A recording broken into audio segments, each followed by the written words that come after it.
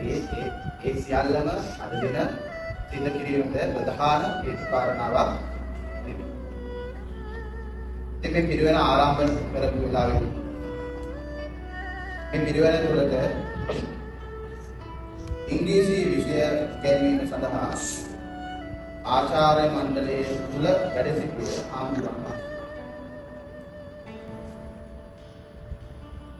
සමනලගම සුදුසාර පන්ති ආම්දුරන්වා ඒ ඉංග්‍රීසි විෂයේ වැඩ කටයුතු භාෂා මූලික පිරිවෙනෙහි ප්‍රවීණාචාර්ය ශාස්ත්‍රපති දෙනගම ධම්මාරාම ලොකු හාමුදුරුවන් වහන්සේගෙන් අවසරයි.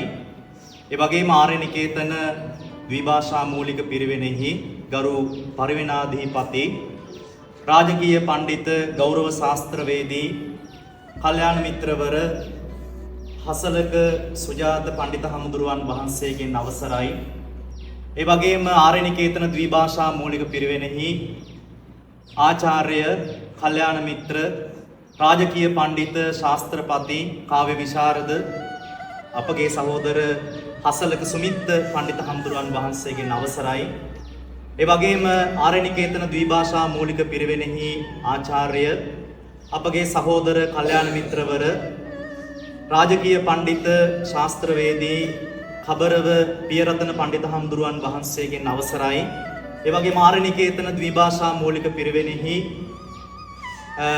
ආචාර්ය කල්යාණ මිත්‍ර අපේ චානක සඳරුවන් ගුරු මහත්මාණන්ගෙන් අවසරයි. ඒ වගේම ලහිරු සර්, ඒ වගේම රොෂාන් මහත්මයා ඇතුළු අපේ සහෝදර පින්නතුනි, ඒ වගේම ආර්යනිකේතන ද්විභාෂා මූලික පිරිවෙනෙහි නේවාසිකව වැඩ ඉදිමින් මෙම ස්ථානයේ ඉදිමින් අධ්‍යාපනය ලබන ශිෂ්‍ය පොඩි හාමුදුරුවන් වහන්සේ, අද මගේ හදවත තුල එක පැත්තකින් දුකකුත් තියෙනවා, අනිත් පැත්තකින් සතුටකුත් තියෙන දවසක්. ඒකට හේතු කාරණා දෙකක් තියෙනවා. එකක් තමයි දුක් වෙන්න හේතුව තමයි මට ඔයගොල්ලන්ගෙන් වෙන්වීමට සිදුවීම. ඇත්ත වශයෙන්ම අපිට ජීවිතයේ සමහර අවස්ථාවලදී සමහර තීරණ ගන්නට සිද්ධ වෙනවා. ඉතින් ඒ තීරණ අපි ලබා ගන්නේ අපි කැමැත්තෙන් නොවෙන්න පුළුවන්. නමුත් ඒ තීරණ වලට අපිට එකඟ වෙන්න සිද්ධ වෙනවා. ඉතින් මම මේ පිරිවෙනට සෑහෙන ආදරය කරනවා ගොඩක්. මම ගුරුවරයෙක් බවට පත් උනේ මම මේ පිරිවෙනට එනකොට මගේ ඉංග්‍රීසි ඉගෙනගෙන තිබුණා.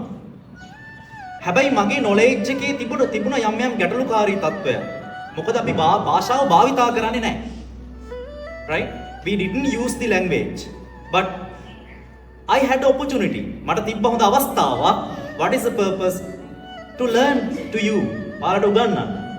ඒ උගන්වන්න මට ලැබිච්ච අවස්ථාව මම අත්‍යන්තයෙන්ම අපේ සුජාත පඬිත හාමුදුරුවෝ ඇතුළු අපේ ආචාර්ය මණ්ඩලයටම මම කෘතඥතාව මගේ පළ කරනවා. ඒකට හේතුව මගේ ආදරය පළ කරනවා. මට මේ අවස්ථාව හදලා දුන්නා. ප්‍රේමරත්න ස්වාමින් වහන්සේ ඉංග්‍රීසි විෂයෙන් අයින් වෙනකොට මාව ඒ තැන ඉඳවල තමයි උන්වහන්සේ ගියේ. ඉතින් මාවරලේ බද්දිය ලොකු හාමුදුරුවන් වහන්සේ අපිව ඒ තැන තියලා අපිට මඟ පෙන්වලා ඔයගොල්ලොත් එක්ක වැඩ කරන්න අවස්ථාව දුන්නා. ඉතින් අපේ විශේෂයෙන්ම මේ වෙලාවේ සිහිපත් කරන්න ඕන රාජකීය පඬිත හිටපු පරිණාධිපති කැස්බෑවේ පඤ්ඤානන්ද පඬිත හාමුදුරුවෝ තමයි මම සුජාත පඬිත හාමුදුරුවන්ට වඩා ගොඩාක් කල් පරිණාධිපති හාමුදුරුවෝ විදිහට ආශ්‍රය කළේ. ඉතින් පඤ්ඤානන්ද හාමුදුරුවෝ මට සමහර වෙලාවල් වලදී පෞද්ගලිකව සුගතසාර පඬිත හාමුදුරුවෝ ඔබ වහන්සේ මෙන්න මේ කාරණාව ඉම්ප්‍රූව් කරගන්න, මේ කාරණාව හදාගන්න කියලා මට සහෝදරයෙක් වගේ මේ ගොඩක් අවස්ථාවල් වලදී උපදෙස් දීලා තියෙනවා. ඒ බවත් මේ වෙලාවේදී මම ඒ දේවල් තුලින් සෑහෙන අඩුපාඩු මම හදාගෙන තියෙනවා.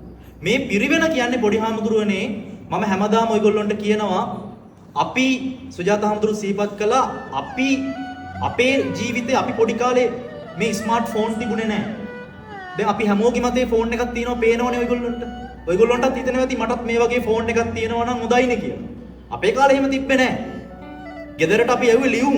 දැන් ඔයගොල්ලෝ ගෙදරට කෙලිම කෝල් එකකට ගන්න මෙහෙන් ඉල්ලලා. අපි ඒ කාලේ ගෙදරට ලියුමක් යවන්නේ, වෙසක් කාඩ් එකක් යවන්නේ. එහෙම කාලයක් තිබුණා. ඉතින් මම ඉගෙන ගත්තේ වතුරුවිල ආරණ්‍ය සේනාසනේ. ප්‍රාචීන ප්‍රාරම්භ පන්තියට නිකන් අවුරුදු 5ක්. පස්සේ මම කොළඹට ඇවිල්ලා 2012 පන්නිපිටිය විද්‍යාලංකාර මහ පිරිවෙනෙන් පිරිවෙන් අවසාන විභාගයේ 2012 ලියනවා. 2013 මනිත් අවුරුද්දෙන් මම නිට්ටඹුවේ ත්‍රිපිටකෝදය පිරිවෙනෙන් A level කරනවා. ඊට පස්සේ මම විශ්වවිද්‍යාලයට යන්නේ අවුරුදු 18න්. මම විශ්වවිද්‍යාලයෙන් අවුට් වෙන්නේ අවුරුදු 22කින්. මම ෂෝට් කියපු කෙනෙක්. මට මෙලෝ හසර දැනුමක් තිබ්බේ නෑ ඉංග්‍රීසි ගැනවත් මුකුත්. හැබැයි පොඩි හාමුදුරනේ මට තිබ්බ ටාගට් එකක්. මතක තියාගන්න අලියෙක් වුණත් වැඩක් නෑ දල දෙකක් නැත්තම්. කැලේක ඕන තරම් අලි ඉන්නවනේ. හැබැයි ඇතෙක් දැක්කහම මොකද වෙන්නේ? ඇතෙක් දැක්කහම බයයි. එයාගේ තේජස වැඩි. එයාගේ පවර් එක වැඩි. අන්න එහෙම කෙනෙක් වෙන්න ඕනි පොඩි හාමුදුරුවෝ. පොඩි හාමුදුරුවෝ ඕන තරම් ඉන්නවා. හාමුදුරුවෝ ඕන තරම් ඉන්නවා. හැබැයි සද්දන්ත කුලේ ඇතෙක් වුණොත් අන්න ඒ ඇතා පූජනීයයි. නේ? ඇත්තු පූජනීයයි. අපි නැදුන්ගමුවේ රාජට වඳිනවනේ සමහර මිනිස්සු. ඇතා යනකොට වඳිනවනේ. ඒ ඇතාගේ මොකටද? තිරිසන් සතෙක්නේ. එයාගේ තේජස. ඒ හැමෝටම වඩා එයාගේ ක්වොලිටිස් තියෙනවා. ගුණධර්ම තියෙනවා. එයාම හදාගත්ත රාමුවක් එයාට තියෙනවා. නේ? පෞරුෂත්වයක් තියෙනවා. තේජස. සෑහෙන දේවල් අර චුල්ලහත්ති පදෝපම සූත්‍රයේ තියෙනවනේ. ඇතෙක් අලියෙක් කියන්නේ කවුද කියලානේ. ඉතින් මම මේ කෙටියෙන් කිව්වේ භික්ෂුවක් නම් පොඩි හාමුදුරුවනේ අනිවාර්යෙන්ම අපේ මේ පඬිත හාමුදුරුවෝ මේ කට කැඩෙනකන් හැමදාම ඔයගොල්ලන්ට මේ ගහන්නේ බනින්නේ උපදෙස් දෙන්නේ මේක කරන්න කියලා පනවන්නේ මොකටද? මේ අපි ඉන්න තැනට කවදා හරි මේ පුටුවලට ඔයගොල්ලොත් එනවා. ඔයගොල්ලොත් ගුරුවරු වෙනවා. ඔයගොල්ලොත් පන්සල් වල විහාරාධිපති හාමුදුරුවරු වෙනවා.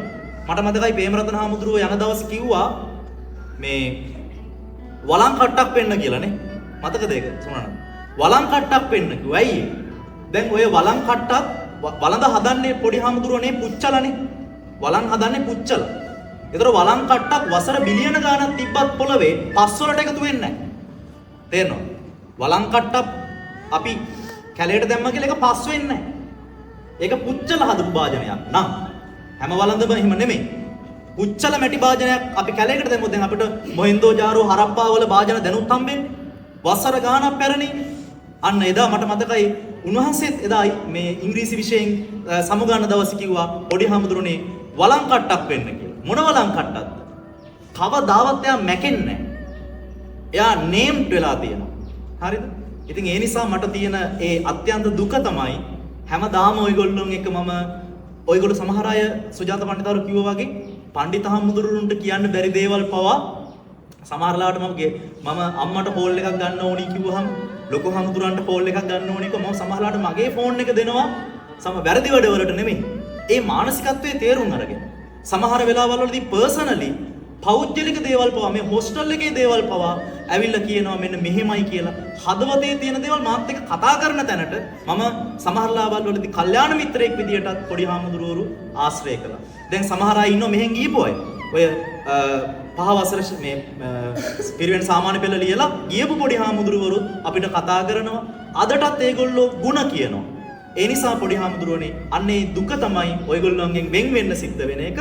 නමුත් මම ලෝකෙ කොහේ මොන රටේ වැඩ සිටියත් ඔයගොල්ලොන්ගේ මේ ආරණිකේතන කියන නාමයට තමයි මම පිරිවෙනක් විදියට වැඩිපුරම ආදරය කරන්නේ මේ පිරිවෙනට. මොකද මාව සක්සස්ෆුල් චරිතයක් කරන්න සෑහෙන දායකත්වයක් මට මේ ඉංග්‍රීසි විෂයත් එක්ක ලැබුණා. ඒ පන්නරය තමයි පොඩි හාමුදුරනේ මම අද ටියුෂන් මම ළමයින්ට උගන්වන්න ගියත් මේ පහ වසර ඉංග්‍රීසි පොත් ටිකේ තියෙන වචන මම කොච්චර භාවිතා කරනවද?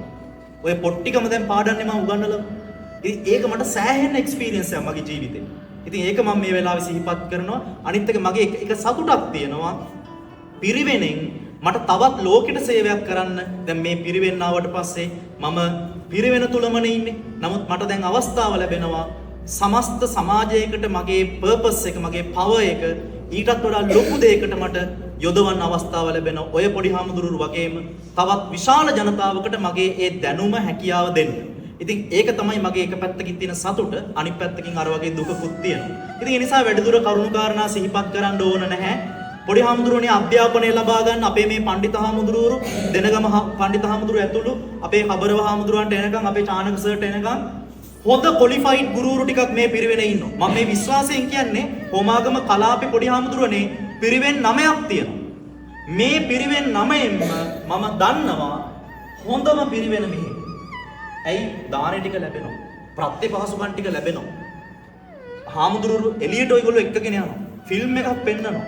ඔයගොල්ලෝ හිතන්න එපා අර අනිත් පොඩි හාමුදුරුවෝ ලබන දේවල් ඔයගොල්ලෝට නොලැබෙන නිසා අපිව පොටු කරගෙන අපිට පීඩාවක් දෙනවා. එහෙම නෑ. ඔයාලට තේරෙයි හරියට ඉගෙනගෙන එළියට ගියොත් මෙතනින් ඔයාලා සෑහෙන්න ලස්සන පිරිච්ච හාමුදුරුවෝ කෙනෙක් වෙනවා. කවදා හරි දවසක. ඒ නිසා ඉංග්‍රීසි ටික ඉම්ප්‍රූව් කරගන්න. අපේ චානක සර් IT ටික හොඳට උගන්වනවා. අපේ සුමිත් පණ්ඩිත හාමුදුරුවෝ IT පිළිබඳව ඉතාම හොඳ දක්ෂතා තියෙන හාමුදුරුවෝ කෙනෙක්. කබරව හාමුදුරුවොත් එහෙමයි. ඉතින් මේ පණ්ඩිත හාමුදුරුවන්ගෙන් දන්නේ නැති දේවල් අහගන්න හැමදාම දවසකට ඉංග්‍රීසි වචන 5ක් හරි එකතු කරගන්න. නේද? අනිවාර්යයෙන්ම එකතු කරගන්න. මම එළියට ගියත් මේ දවස්වල මම අර වචන 5000ක ඉංග්‍රීසි වර්ක් ස්ටුඩන්ට් බුක් එකක් අර හදනවා හෑන්ඩ් බුක් එකක්. ඒකත් මම සුජාත පණ්ඩිත හාමුදුරුවන්ට ලබන මාසෙ දිහාට දෙනවා. ඔයගොල්ලන්ට පිරිවෙනට ඔයගොල්ලොන්ගේ වචන 5000ක් කියන්නේ පොඩි හර SMS එක ගන්න. මම අවුරුදු 2ක් ඒ පොත හදනවා. මම ඒ පොත ඔයගොල්ලන්ට ෆ්‍රී දෙනවා පිරිවෙනට. එතකොට ඒකෙන් ඔයගොල්ලෝ පොඩි හාමුදුරුවනේ ඉගෙන ගන්න. හරි? ක්‍රියාපද 500යි යෝනි මේ භාෂාව කතා කරගන්න. right? එතෙන්ට ඔයගොල්ලෝ improve වෙන්න. එහෙනම් this is my final inspiration of the Pirivena, right? I leave. This is not a leave actually last but not the least. මේක අවසානයක් වුණාට අවසානයක්ම නෙවෙයි. right? But there are so many opportunities in this world to achieve as a monk, right? You have the goals, the achievements, the abilities to success your life. එතෙන්ට ඔයගොල්ලෝ එන්න නම් ඔයාලට තියෙන්න ඕනි එක ඉලක්කයක් to aim. ඒ aim එක තමයි nowadays another day you are be a knowledgeable monk in the society, right?